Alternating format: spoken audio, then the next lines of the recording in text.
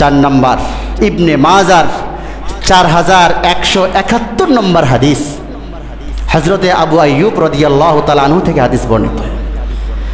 عن أبي أيوب رضي الله تعالى عنه قال جاء رجل إلى النبي صلى الله عليه وسلم فقال يا رسول الله علمني وأوجز। হযরত আবু আইয়ুব রাদিয়াল্লাহু তাআলা আনহু বলেন, বিশ্ব নবীর কাছে একজন ব্যক্তি আসলো। লোকটি এসে বলে, ইয়া রাসূলুল্লাহ আল্লিমনি ওয়া আউজিজ, আমাকে সংক্ষিপ্ত আকারে কোনো একটা উপদেশ দিয়ে দেন। রাসূল আমাকে সংক্ষেপে কোনো একটা উপদেশ দেন।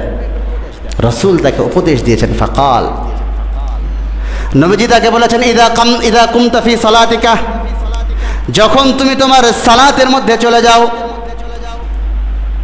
ফাসাল্লি সালাতা মুআদ্দিঈন, নামাজ এইভাবে আদায় করো, মনে করো যে এইটা আমার জীবনের শেষ নামাজ। এটা হচ্ছে 4 নাম্বার। আমি নামাজে দাঁড়াবো আর মনে করব এই নামাজটা আমার জীবনের শেষ নামাজ।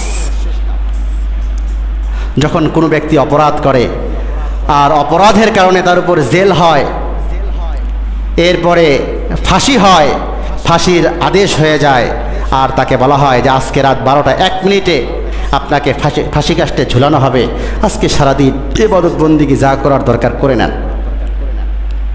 আচ্ছা বলেন, ওই লোকের ওই দিনের নামাজ, ওই দিনের তাসবিহাত, ওই দিনের জিকির, ওই দিনে আল্লাহ তাআলাকে স্মরণ করাটা যেমন হবে, তার জীবনে পিছনে কোনো দিন কি আর ওই অবস্থা আসা সম্ভব ছিল? কথা বলেন। কারণ সে জানে আজকে আমাকে চলে যেতে হবে। এই তো 8 ঘন্টা বাকি, 7 ঘন্টা, 6 ঘন্টা, 5 ঘন্টা, 3 ঘন্টা, 1 ঘন্টা 30 মিনিট বাকি, এরপরেই তো আমাকে ফাঁসি কাস্টে নিয়ে যাবে। তাহলে সালাতটা কিভাবে আদায় করবে? এজন্য রাসূল বললেন, ফাসাল্লি সালাতা মুআদ্দিঈন, তুমি মনে করো এটা তোমার জীবনের শেষ সালাত। যখন আমি মনে করব আমার জীবনের এটাই শেষ নামাজ হয়ে যেতে পারে, আর তো আমার জীবনে কোনো সুযোগ না আসতে পারে, আমার ইন্তেকাল হয়ে যেতে পারে, আমার দেহ থেকে আমার জানটা বের হয়ে যেতে পারে, তাহলে এই সালাতটা আমাকে কিভাবে আদায় করা উচিত?